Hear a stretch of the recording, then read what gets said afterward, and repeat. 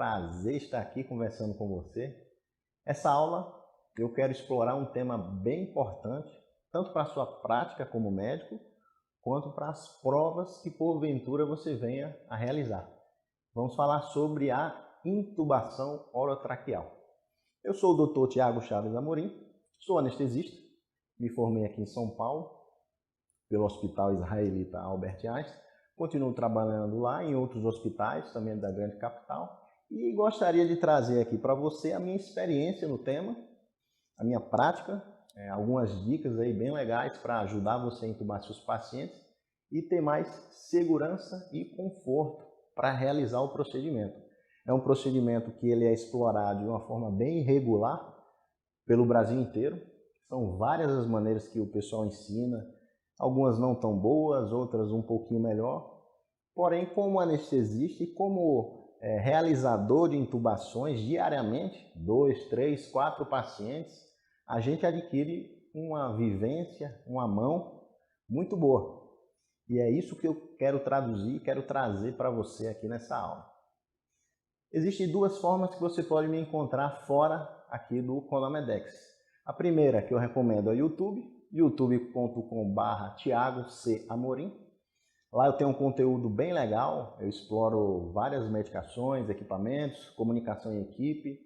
Tem uma série de temas lá bem interessantes que você vai gostar com certeza. E uma outra fonte de me encontrar é no Facebook. Chama-se a página do Aperfeiçoamento em Intubação Orotraqueal.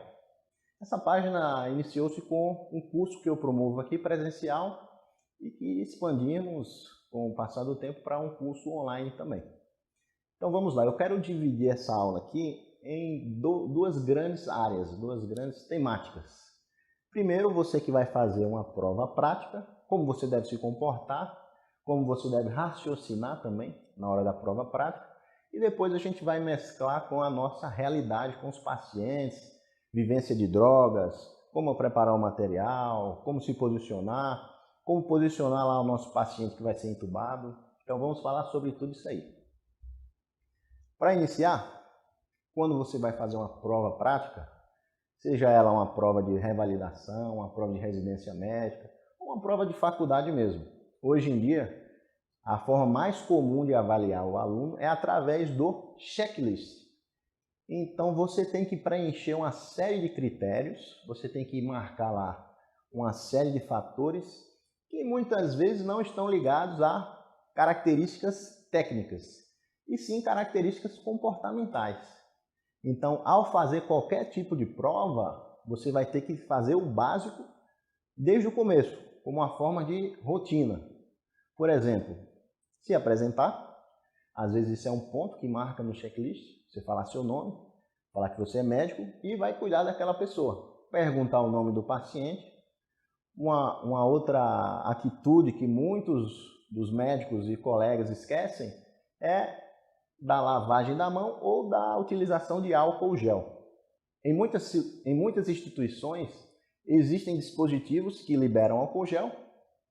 E aí você entra no quarto do paciente, você vai higienizar sua mão com álcool gel, caso seja uma prova, e você não veja que existe esse dispositivo lá, você fala, você expressa que higienizou as mãos com álcool gel e pergunta se pode considerar suas mãos higienizadas. Então vamos fazer aqui uma espécie de raciocínio medular para que sempre que você vai fazer uma prova prática, você faça essas atitudes.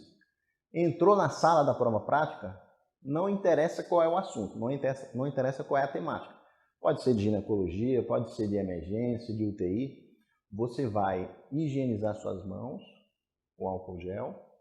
Você vai solicitar a luva ou vai falar que está paramentado com luvas para proteção pessoal, e aí você vai se aproximar do paciente. Se aproximou do paciente, se apresente. Boa tarde, eu sou o Dr. Tiago, sou seu médico, vim cuidar de você. Como é seu nome? E aí começa o cenário em si. Você pode fazer isso com o manequim. E essas atitudes vão dar pontos para você que muitas vezes passam em branco. Ok? E aí, o nosso segundo passo depois da apresentação é colocar na cabeça a sigla MOV. M-O-V. Monitor, oxigênio e veia. Se você fizer isso, você já pula uma série de etapas que às vezes você perde tempo pensando de uma forma clínica, porém o monitor já iria dar algumas características para você que vão ajudar no seu diagnóstico. Então, se aproximou do paciente, move. Você vai monitorizar ele com o ECG contínuo, né? Eletrocardiografia contínua, eletrocardiograma contínuo, saturação de oxigênio e pressão arterial não invasiva. Você solicita que seja colocado no paciente e aí você vai olhar para o monitor já para ter uma noção. O O é o oxigênio. Eu quero fazer um adendo que nem todo mundo precisa de oxigênio, tá? Oxigênio hoje em dia ele é encarado como uma medicação. E as medicações elas têm os efeitos benéficos e têm efeitos colaterais também.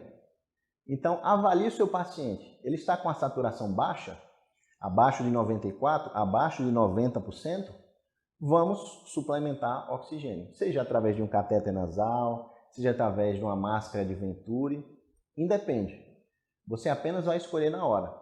O avaliador ele não quer saber se você vai suplementar com oxigênio, com a catéter nasal, com a máscara de Venturi. Ele quer saber que você suplementou oxigênio em uma pessoa que merece ser suplementada. O paciente está saturando 86, está em dispneia, ele está precisando de uma oferta adicional? Suplemente o oxigênio. Está saturando 96%, mas está hipotenso com alguma outra alteração de sistema? Não precisa de oxigênio, porque a saturação está boa. Então lembre-se disso. Oxigênio hoje em dia é um remédio, então só vamos dar medicações para quem precisa das medicações. Qual é o grande colateral da oxigenoterapia, né? É a hiperóxia, são os radicais livres de oxigênio. Então se você dá muito oxigênio para uma pessoa que não precisa, você começa a causar malefícios para aquelas pessoas. E para finalizar, é o V do MOV, né? Que é a veia. Então você vai solicitar que alguém funcione um acesso venoso periférico e através dele você vai fazer suas drogas, reposição volêmica e na hora lá da avaliação você pergunta ao avaliador se você pode considerar o paciente com um acesso periférico ou você solicita que alguém vá lá e faça a punção. Caso não tenha ninguém, você mesmo vai expressar que vai fazer essa punção com um gelco calibroso, um gelco 18, um gelco 16, porque os nossos pacientes, na maioria das vezes, serão pacientes graves. E agora a gente faz uma mesclagem aí com a vida.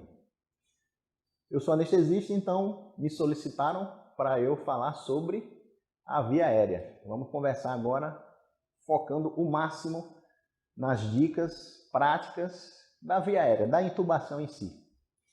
Quando você vai intubar um paciente, você tem que saber por que você está intubando ele. Qual a justificativa para intubar aquela pessoa, aquele doente? Então, pense da seguinte maneira. Você recebe um idoso, 72 anos, ele é diabético, ele é hipertenso, e ele está tossindo há algum tempo. A família começou a perceber que ele estava ficando azul em casa. Achou engraçado, meu pai está ficando azul. É estranho isso, né? Vamos levar para o pronto-socorro. Chegando no pronto-socorro, você percebe que o senhor lá está cianótico, bastante, dispneico, frequência respiratória de 40 para um adulto, um idoso. Faz a monitorização, monitor, oxigênio e veia. Você vê que a monitorização está com a eletrocardiograma de 120 batimentos por minuto, saturando 88%, e a pressão está 7/2, 7/3, uma pressão seguinte. E você percebe que ele está em franca dispneia. E você decidiu intubar esse paciente. O que é que tem por trás desse raciocínio? Como clínico, você vai raciocinar que o paciente tem um processo infeccioso pulmonar, provavelmente uma pneumonia, e você vai dar início às manobras para ressuscitação. Vai fazer volume, expansão volêmica, vai iniciar antibiótico. Tudo bem, maravilha, você tratou o paciente de forma positiva e você vai mudar o desfecho dele. Porém, Esse paciente ele não vai aguentar ficar respirando nessa frequência de 42, 45 durante muito tempo. O que é que pode acontecer? Comecei antibiótico, comecei a reposição volêmica, liguei um oxigênio e agora eu vou fazer a minha evolução dele lá no computador. Daqui a 30, 40 minutos, alguém da enfermagem vem, chega para você, doutor, o paciente do leito 12, que porventura era aquele senhor que você conversou, parou. A gente está reanimando ele, vamos lá correndo porque precisa do senhor lá para participar da reanimação, comandar a reanimação do paciente. O que foi que aconteceu? Apesar de você ter instituído a terapêutica adequada para ele, ele não consegue suportar aquela frequência respiratória durante muito tempo. Ele vai entrando em fadiga respiratória, vai diminuindo a frequência, a musculatura vai cansando, porque é um exercício físico para ele respirar agora. Ele está doente, está grave, e ele não tem massa muscular para aguentar aquela frequência respiratória tão alta. E aí ele vai entrando em hipopneia, apneia e para por hipóxia. Basicamente é isso que acontece quando há uma parada por hipóxia. E é essa cadeia de eventos que a gente tem que interromper através da intubação orotraqueal. Quando a gente intuba esses pacientes, ele pode até estar bem naquele momento, mas você percebe que ele está respirando rápido, que ele está cansado, que ele não vai aguentar fazer aquilo durante muito tempo. Então a gente intuba os pacientes que têm patologias que vão demorar alguns dias para se resolverem. É diferente de um paciente que tem um problema imediato que você pode tratar na hora e a resposta vai ser em alguns minutos ou horas. Por exemplo, um edema agudo de pulmão. O paciente chega com a pressão 240 por 120, cuspindo bolhas, estertorando até ápice, muito angustiado, muito dispneico, mas você faz furosemida, morfina, um vasodilatador periférico, e aí você vê que ele melhora em 10 minutos, melhora em 15 minutos. Então esse paciente você não precisou intubar, porque ele estava colaborando e você sabe que ele tem uma chance de melhorar em alguns minutos. Então, primeiro raciocínio para intubação, patologias que demoram para se resolver. Eu dei o exemplo aqui da patologia pneumonia. O paciente pode ter um acidente vascular encefálico, isquêmico, hemorrágico, independente.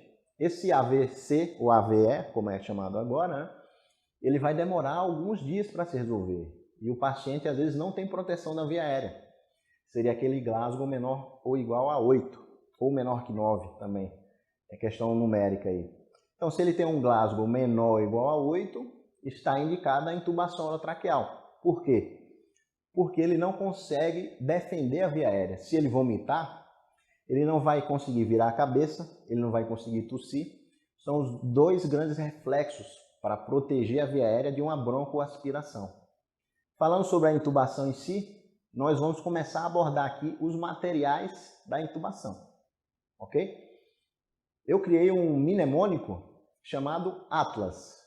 Vem daquele deus grego, romano, sei lá o que é que ele era, mas eu fiz essa analogia aí com esse grande deus aí que segurava as costas, a terra nas costas, né? Então essa sigla Atlas, ela vem do A de ambu, o T de tubo, o L de laringoscópio, o outro A de aspirador e o S de seringas. Então está feita aí a palavra Atlas. São esses equipamentos que você vai ter que checar antes de toda a intubação que você fizer. Sempre que você vai intubar um paciente, você tem que checar esses equipamentos, porque são os fatores que causam mais erros durante esse procedimento. Eu já tive muitas experiências desagradáveis, bem prejudiciais para os meus pacientes, por falta de checagem. Por exemplo, o ambu. Aqui o ambu, também conhecido como bolsa, válvula, máscara, que ambu é o nome comercial, né? Tem gente que fica brigando comigo porque eu sempre falo ambu, mas sempre que eu falo ambu significa bolsa, válvula, máscara. É uma bolsa autoexpansível, você vê que quando eu aperto ela, ela volta para a posição inicial. Aqui tem uma válvula unidirecional, significa que ele manda o oxigênio apenas em uma direção, e uma máscara. Então, é através desse dispositivo que você vai fornecer oxigênio na ventilação manual ou após entubar o paciente. Você desconecta aqui e conecta a ponta do ambu no tubo. Então, essa parte aqui da válvula, ela costuma dar alguns erros. E você, antes de entubar o paciente, você vai lá, coloca o dedo aqui e vê se há algum escape. Nesse caso aqui, não há escape, o ambu está funcionando bem e eu posso confiar nele. Ele não vai me deixar passar apuros. Aqui a gente tem um dispositivo para conectar numa rede de oxigênio para fornecer mais oxigênio. E aqui é uma bolsinha para reservar o oxigênio que sobra. Certa vez eu estava de plantão lá no interior de Pernambuco e entubei uma paciente lá vítima de um TEP maciço, bem presumidamente, de repente ela teve essa dispneia, ela estava com TVP também, uma trombose venosa profunda na perna e chegou em franca falta de ar, frequência respiratória de mais de 50, muito angustiada, já em hipóxia, porque ela não conseguia raciocinar mais, estava em pré-parada. Eu fiz a indução inteira, laringoscopei, intubei, só que na hora de fazer a ventilação com o ambu estava falhando. Esse ambu aqui, que eu acabei de checar com você, estava defeituoso. E aí pedimos outro ambu na correria, me trouxeram um segundo ambu, que também estava falhando, por incrível que pareça, e só o terceiro ambu que funcionou. Então veja, por uma displicência minha, eu tive que postergar o tempo da ventilação da paciente. Ela começou a desaturar e teve repercussões na hemodinâmica dela. Então fica a lição, cheque o ambu porque ele vai ajudar você a ventilar o paciente. O T de tubo, você vai checar o tubo endotraqueal, você vai insuflar o cuff, você vai desinsuflar o cuff, vai certificar que ele não está furado, porque se você entubar com o cuff furado, você vai ter que trocar esse tubo. Então vamos já, antes de entubar, certificarmos que esse tubo está bom, não está furado. O cuff está íntegro. E aí vem a grande pergunta que todo mundo me faz. Tiago, qual é o tubo que eu uso para homem, qual é o tubo que eu uso para mulher? Uma regra simples é o seguinte, para mulher, tubos 7,5 e para homens, tubos 8. Leve esses números como uma regra que você pode adaptar. Se você pega um homem um pouquinho menor, que é da altura de uma mulher, ou do porte de uma mulher, você vai usar um tubo 7,5. Se você pega uma mulher menor que o padrão, você vai usar um tubo 7. Mas, na regra geral, esses números 7,5 para mulher e 8 para homens, eles vão bem. Geralmente idosos também eles precisam de tubos maiores, porque com o passar do tempo, a traqueia do idoso ela dá uma aumentada também. Então falamos do A, falamos do T, vamos falar agora do nosso amigo laringoscópio. O laringoscópio ele é a nossa arma, né, da intubação. Antes de intubar qualquer paciente, você vai checar o laringoscópio, vai ver se a luz está acendendo bem, vai mexer aqui na lâmpada, mexe na lâmpada dele, aperta aqui essas pilhas que vem aqui e aí você faz essa força aqui para ter a certeza que a lâmpada não vai falhar, certo? Não adianta vir aqui e apenas testar o laringoscópio. Você tem que fazer uma força e ver que a lâmpada não falha durante a força, porque na hora da laringoscopia, essa força que você vai fazer pode falhar a lâmpada.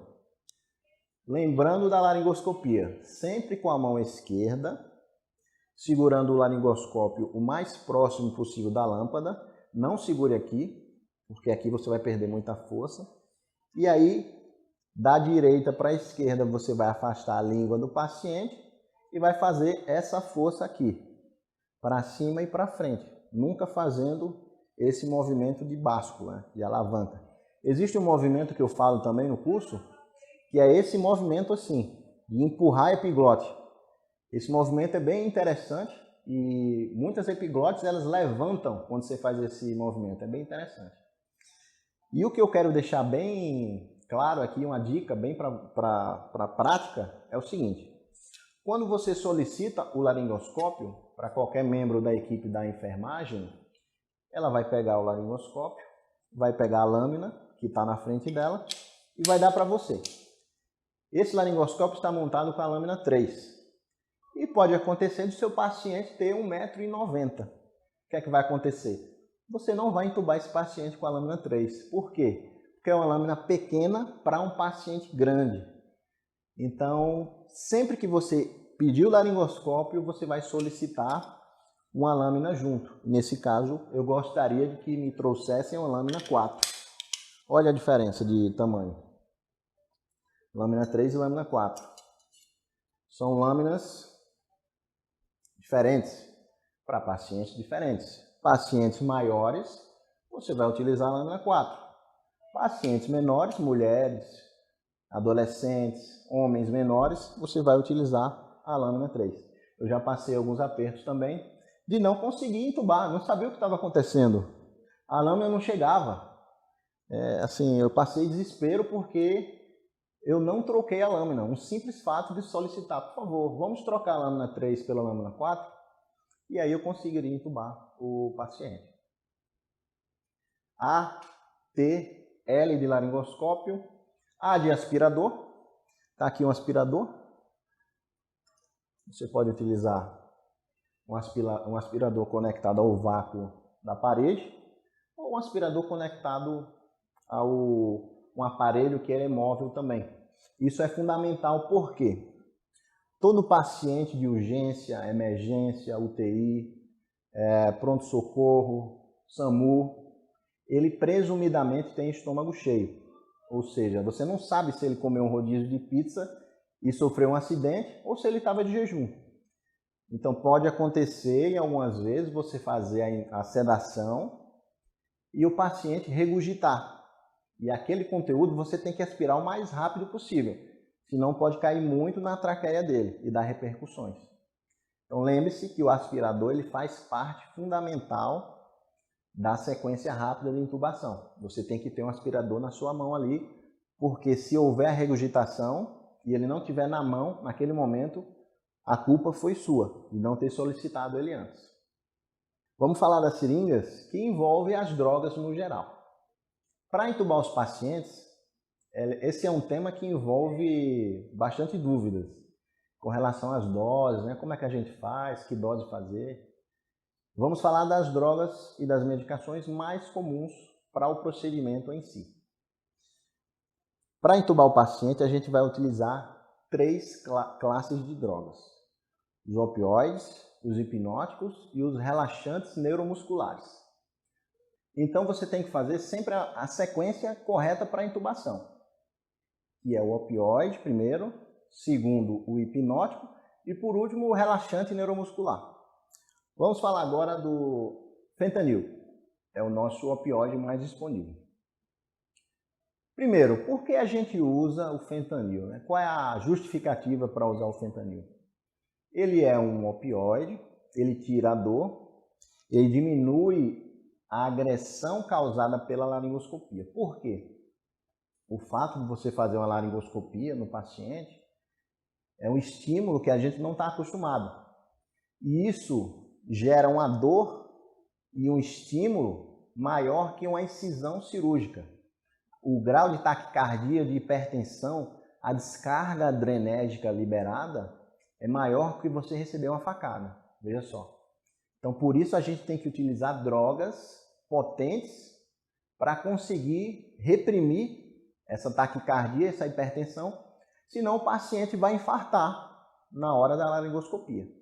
Imagina que você tem um senhor de 60 anos que está com um choque séptico, frequência de 120, pressão de 8/4, e você causa uma dor tremenda que ele nunca sentiu na vida dele, porque ele nunca foi laringoscopado sem o fentanil, e ele vai para a frequência de 200 e a pressão de 18/10.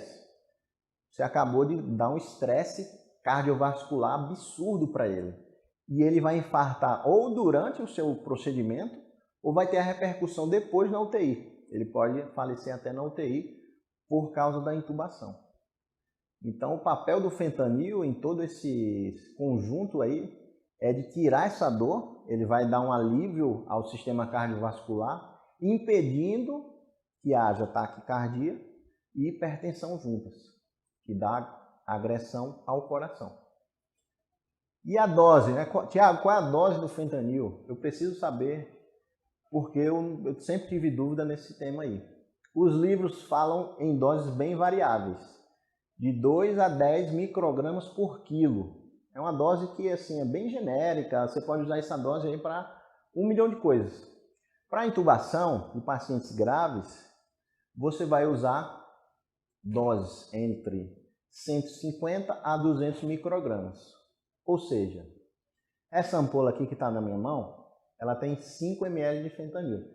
O fentanil sempre tem 50 microgramas por ml. Basicamente, você vai usar entre 3 e 4 ml dessa solução aqui. Antes de tudo.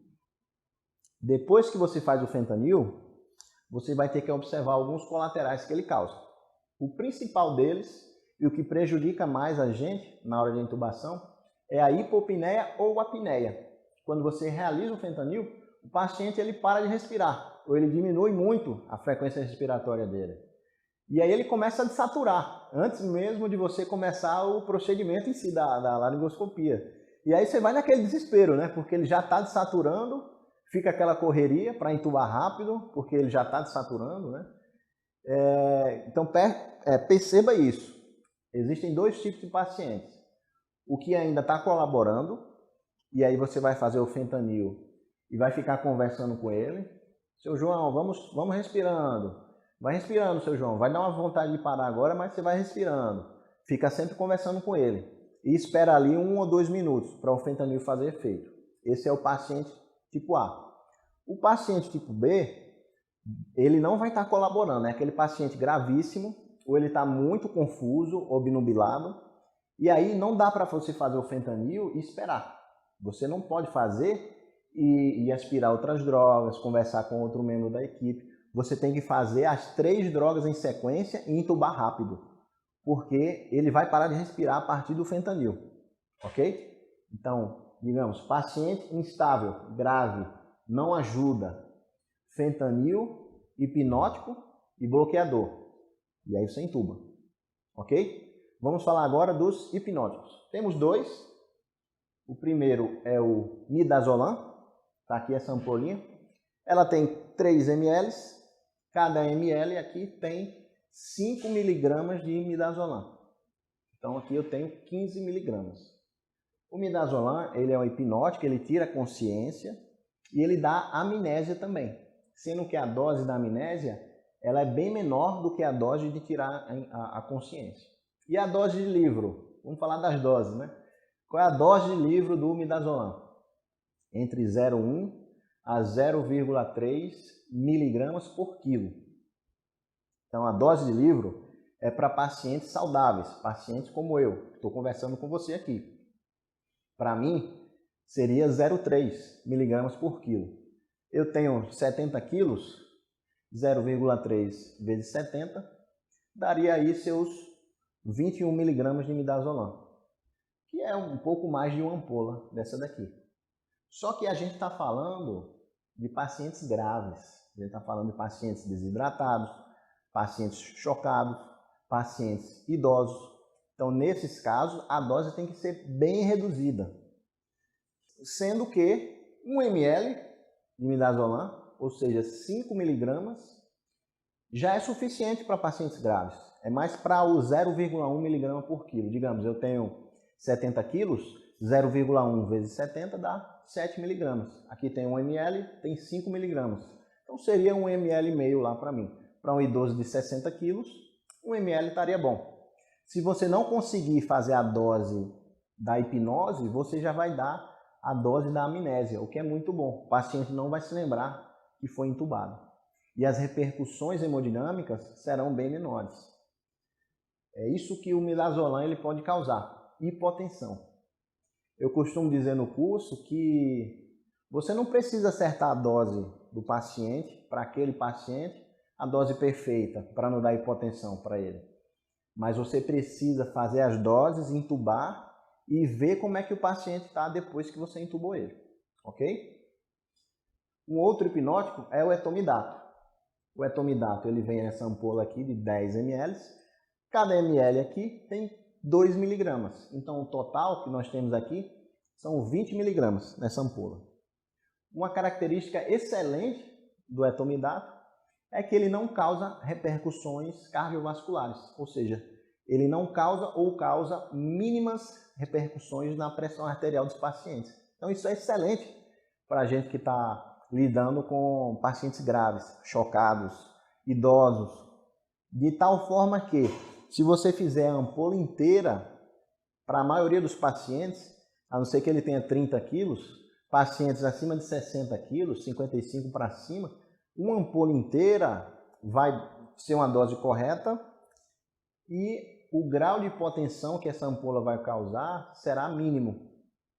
Caso você queira calcular, você vai fazer 0,3 miligramas vezes o peso, sabendo que aqui tem 20 miligramas. Eu tenho 70 quilos, 0,3 vezes 70, 21 miligramas, que dá mais ou menos uma ampola de 20 miligramas.